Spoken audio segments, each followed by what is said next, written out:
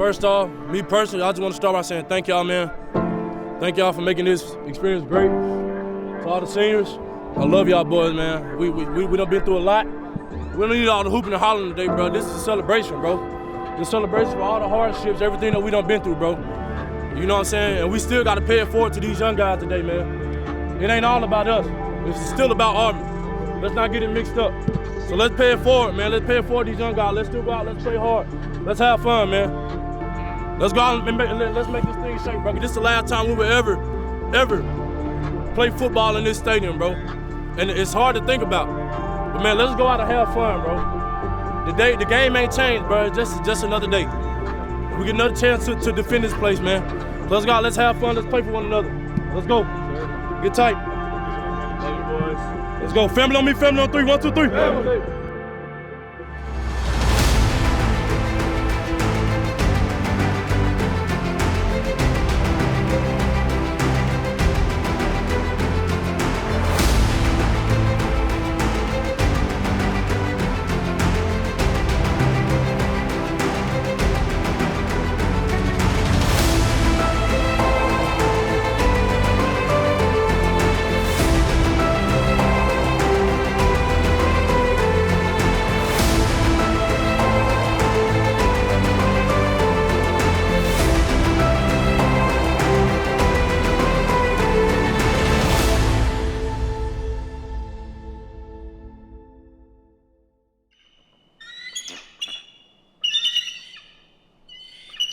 My name is Amanda Sweeney, and I am a Raptor Specialist 3 at the Southeastern Raptor Center. War Eagle means so much to everyone in Auburn. Eagles have been associated with Auburn since Auburn was started. So there are a few different backstories, myths. The most common one that people tend to think of when they're thinking about the War Eagles' history would be the legend that it started with a professor on campus who used to be in the military, and he had a pet eagle, and he would bring it to the games, and so all the students started associating that eagle as the War Eagle. Well, one of the games that he brought it to was an Auburn versus Georgia game, and the eagle broke free. Once the eagle broke free, everyone started cheering, War Eagle, and they ended up winning that game. So it does have that association with the Eagles itself, but the Eagles actually didn't start flying, as the tradition knows now, until 2000. Trust plays a huge part of training. They know they can trust us, we're not going to do anything to hurt them, and we're going to feed them. And what they're trained to look for when they're flying at the games is a leather lure. And that leather lure is kind of like a magic button. They know that once they grab it, they're going to get fed. And so when they're circling around the stadium, that's what they're doing, is they're looking for that lure. And once they grab it, we feed them. We are flying Independence, the bald eagle, and Aria, War Eagle 8, who's a golden eagle. Traditionally, the golden eagles have always been the War Eagles. So we have flown a bald eagle since 2002. We started flying Spirit, the bald eagle. And so she flew until this last season where she retired. And then Independence took over as the new bald eagle flying. And then Aria started flying in 2018. She took over after Nova, War Eagle 7, retired. We usually try to take 2 years. That way we can bring them 2 games before they're actually flying at the game. The idea there is that we want it to be a positive experience. So we'll bring them before they're actually flying to the games, walk them around the sidelines, and feed them. So for them, they know, okay, the stadium equals food, and so they're happy to be here, they're excited to be here, and then we're practicing 5 days a week. So that once it comes down to game day, they already know the routine, and they're not bothered by the 80,000 people. Let's go. Let's go. Jog it down, jog it down, jog it down, jog it down. Promoted from analyst to tight ends coach, Joe Bernardi is no stranger to the field.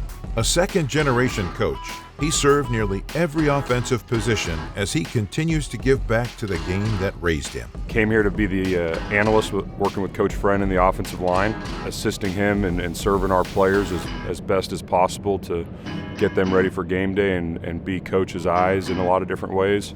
Then obviously I've made the move to coach the tight ends, and it's a great room, great group of guys. Love the way they work, love the way they play the game, and just been a really tremendous joy to coach every single day. Good, that boy. You're in the blocking scheme, obviously, right? Okay, 1, 2, 3, coming back around. Oh yeah! Catch, get in there! I did spend time coaching the tight ends in my past, so familiar with the position. My dad was a tight ends coach for a long time, but it's just been a real great opportunity, obviously serving Auburn, serving this community, and then just being around that group of guys between Shanker and Deal and Fromm and Frazier. Just wonderful, wonderful young men, guys that play for Auburn, play for each other, so it's been a lot of fun. As positions on the coaching staff have shifted, so has the offensive game plan. Under the leadership of Ike Hilliard and Will Friend, there are new innovations in the scheme with a chance to go crazy. When you have a running backs coach and somebody like Cadillac Williams become the interim, and then you have an offensive line coach that's now heavily involved in calling the plays, you're going to run the heck out of the ball, but our guys have responded unbelievably well to that. The receivers have bought into that, and the run game is going to set up some of the explosive pass game down the field. What we've done running the football wise, we've been very, very proud of. I feel like we really probably have one of the best running back rooms in the country, if not the best. When you got Tank Bigsby going, it's impressive to watch. As a quarterback, it's fun. Just like you're like, dang, I'm playing with somebody like this. Like I give him the ball and he can go make something happen just like that in the blink of an eye. And that goes for all our running backs. Good, flat, good, run! That away, that away, that away, that's the way to run! We all know that 4 and 27 are pretty dang good, right? Those guys are elite players, and so the objective to get them the ball in as many different ways as possible, and then Robbie is a weapon as well. If you have 4, 27, 22, and 9 on the field, it's almost like you got 4 running backs on the field at the same time. This will be Tank and Jarquez in the backfield. Pitch it out there, do something freaky. We're going to be as creative as anything. That's one of the best parts about Coach Cadillac and Coach Friend is that how many different ways, how many funk ways can we steal from the NFL, from college, from every level of college, and we're just going to try to keep defenses on their toes. And then when you have a quarterback that can do some things that Robbie Ashford can do, it helps you be that much more creative. Go crazy, 4. Go crazy, 4. We want to put the players in the best position to be successful. How creative or how simple that looks like, we're going to try and do it. And to be successful in this league, you have to be able to run the football. You have to be physical. You have to win at the line of scrimmage. And so we've done a nice job in the last couple of weeks trying to accomplish that. That flavor and that style will continue this week and then continue on next week in the Iron Bowl as well.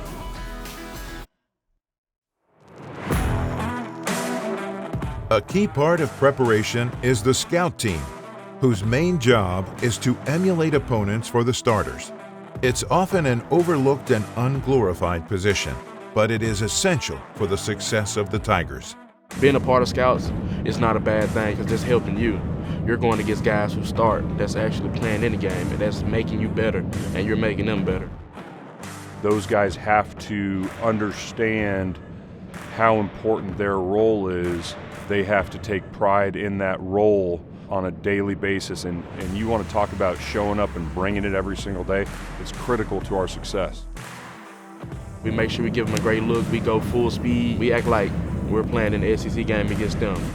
The only way for us to get a remotely close look of what you see talent-wise on Saturdays in this conference is you got to be full tilt boogie all the time in practice, especially in the scout periods.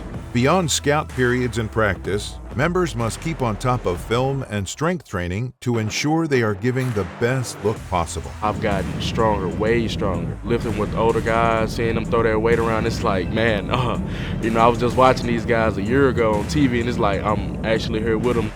I'm just focusing on keeping my body in shape for the next season, focusing on gaining muscle, just working on the little things, just keep my body in shape. Having Iku, Leota, Owen Papo, Marcus Harris, Kobe Wooten, Derek Hall, the whole defensive line room helped me. They've blessed me with the opportunity to learn from them.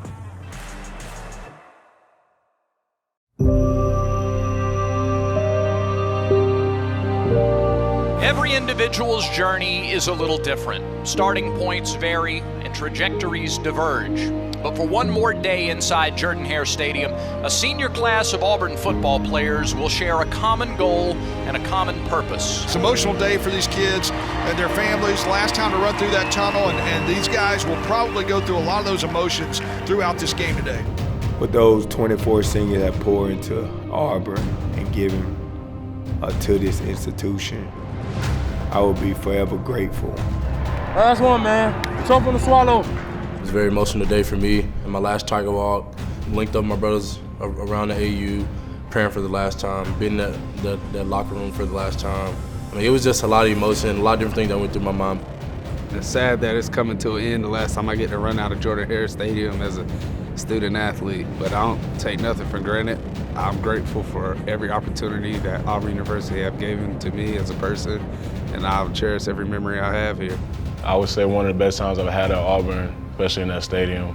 A special place to play with those fans, that environment, just going out there with my boys and just fighting. To be out there on that field with them for the last time, it's priceless. Get ready to go and go fight together as a team and together. So win, lose, or draw, man, all these seniors want, and myself and these coaches, all you got.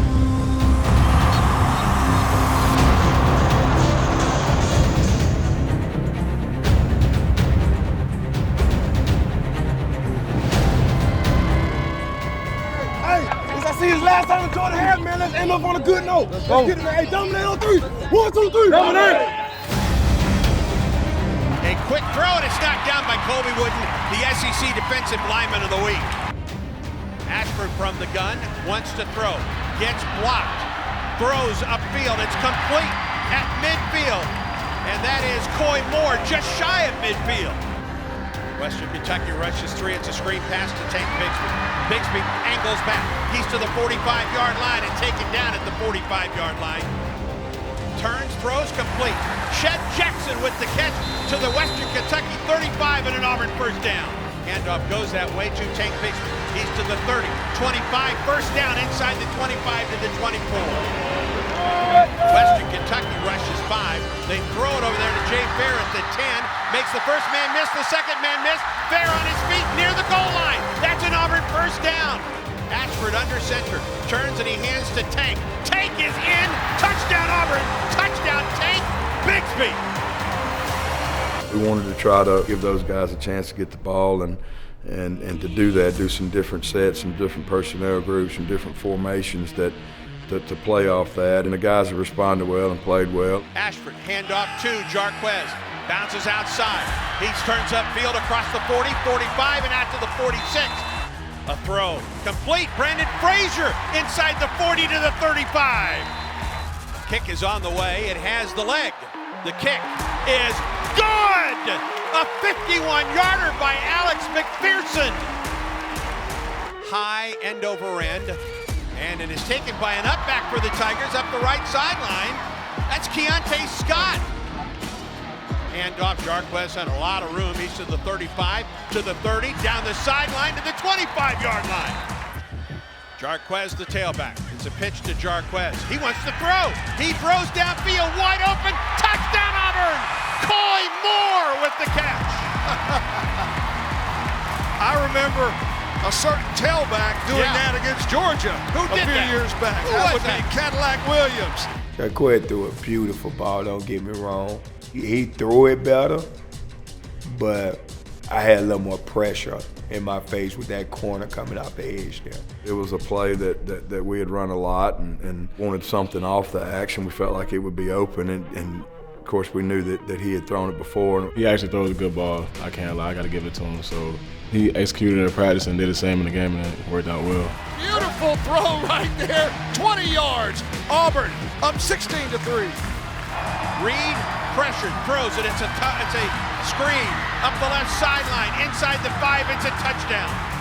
And at the half of this final home game for Auburn this season, our score: Auburn 17, Western Kentucky 17. I was one of the last guys to walk in the locker room, and I started hearing the words, "We're not playing the Auburn way. We're not serving. We're not handling our responsibility. We're not playing for each other." we didn't get here doing our own way, being selfish. We gotta play for each other. That was the biggest thing for us. I mean, rallying the troops, getting guys together, man. Like, hey, we got to go out and play a better second half. Reed down the seam, and it's picked off. Picked off near side by Jalen Simpson. First down, Auburn. There's the snap. Handoff goes to Tank Bigsby. First down, 45. He's to the 40, inside the 40, and down to the 38-yard line. Play action to him. He throws downfield, has a man open. It's caught. Jabarius Johnson at the 8. Good snap, ball down. The kick is on the way by McPherson, and the kick is good. Handoff to the tailback, and Step loses a yard of the play. Nicely done for Auburn up front by Morris Joseph Jr. Big pitch. Robbie Ashford rolls to his left. Robbie's going to get a first down, 50, 45, 40, and stumbles down to the 35-yard line. Ashford under center. Pitches the ball to Tank Bigsby. To the boundary, 35, 25, 20. He is gone! Touchdown, Tank Bigsby! 35 yards, touchdown Auburn! Beautiful blocking at the point of attack outside, and Tank Bigsby does the rest. The throw is across the middle, incomplete. Defended by Nehemiah Pritchard on the slant. They believed in the plan, and to see it come out on senior night and stand up for Nehemiah Pritchard in the secondary, to go out and play for him and go out and send him out the right way in the secondary is always special. Now Tank Bigsby in motion, they hand the ball to Tank. He gets to the Auburn boundary, 45-50, into Western Kentucky territory and out of bounds.